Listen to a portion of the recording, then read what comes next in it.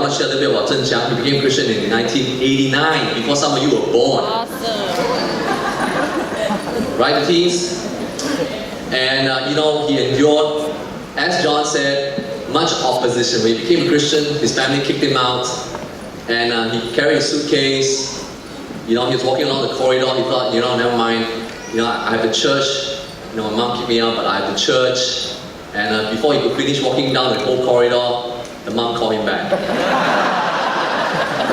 It's always been, I've known him since 91, the year I became Christian. And incidentally, I was supposed to disciple him. He was in the NS, he was in the army at the time. And then Stephen Tan said, bro, go disciple this guy called ZhengQiang. I met ZhengQiang once at that time, once. And I conveniently forgot to disciple him. I totally forgot about the whole thing, and then he went through many, many months without anybody getting with him, and he stayed faithful. That's a real testament of, amen? And he extended forgiveness. He went to the ministry the same year as I did in 94, and over the years, I want to say, ZhengQiang has proven himself to be a man of integrity. He's righteous. He's grounded in Christianity. He's a fear of God. He's a great soldier in Christ. He's led almost every ministry in this church, including he spent some time in the Chinese ministry. Some of you don't even know. He preached in the Chinese ministry years and years ago. He preached the same sermon 4 weeks in a row. Because that was the only sermon he knew. As a young Christian, he was called to preach, and that's the kind of heart Ezekiel has. And then after he was married to Grace, they were called to go KL. They served there faithfully. They came back, and the last 4 years have brought the Northeast ministry to continual growth. Yes. And amen. He's grown as a person. He's always been a good listener. A lot of the old Christians here can testify to that. Always been a good listener, and ZhengQiang has grown so much as a powerful preacher for God. So I'm very, very proud of ZhengQiang, very happy, and all the more special because he's my brother-in-law. So I'll let Josh share some words. Come on. It's such a special honor for me to be able to share about my sister, and special because I can also share a bit about her growing up years. I was just reminded how talented a person my sister is, Grace. We all know she's a gifted musician.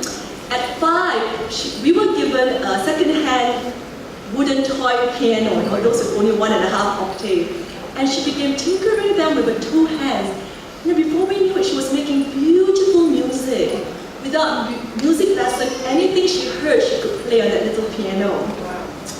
We grew up in a small town, and our school was so unknown. But she made history in the school because she helped, the school won a national championship, all Malaysian championship, drama competition. Obviously I had the reputation of being the student's one, but the real brain is my sister. Okay? She never studied, really. I'm not even saying she never studied hard, she just never studied. Okay?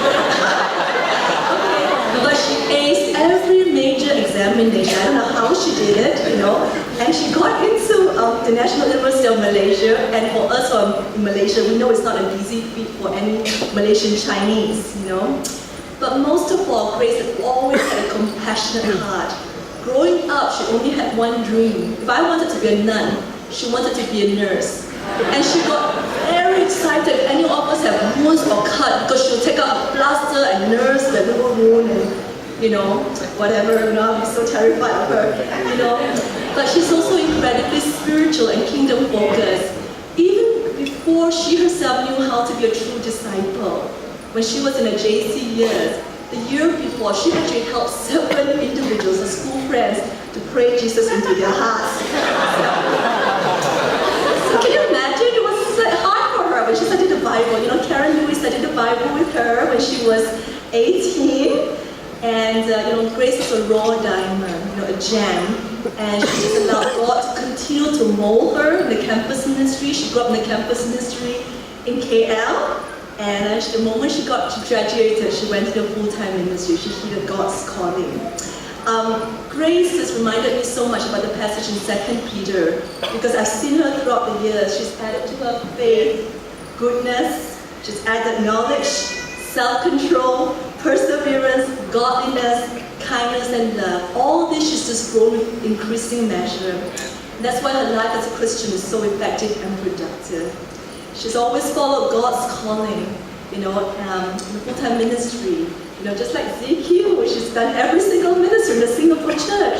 She's been to KL and JB at a moment's notice. That's always the heart my sister has. I love Grace so much, especially about her passion for life. And Grace, it's an honor for me today to be able to recognize you as a leader among women and known as a women's ministry leader in this church. Amen.